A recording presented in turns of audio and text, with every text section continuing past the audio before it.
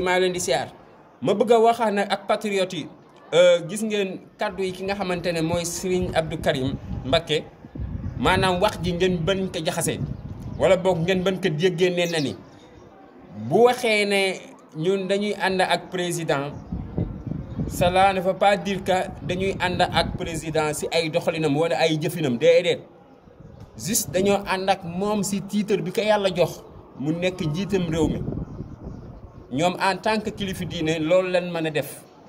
si titre bi nga xamante ne yàlla jox na ko mais ànduñu ak moom si doxalinam ak si jëfinam moo xam nag surtout à la rawati bu nekkee nag doxalin bu ñaaw waxul ne dafa ànd ak ñoom si doxalin bu muy doxalin bi muy yore réew mi waaye ànd na ak ñoom titre bi ko yàlla jox en tant que président de la République du Sénégal loolu laa bëggoon a leeral patriotes yi pour ñu def nànk ñi nga xamante ne dañuy génn di def vidéo ñu def nànk daal waaw bañ a rajaxe quoi.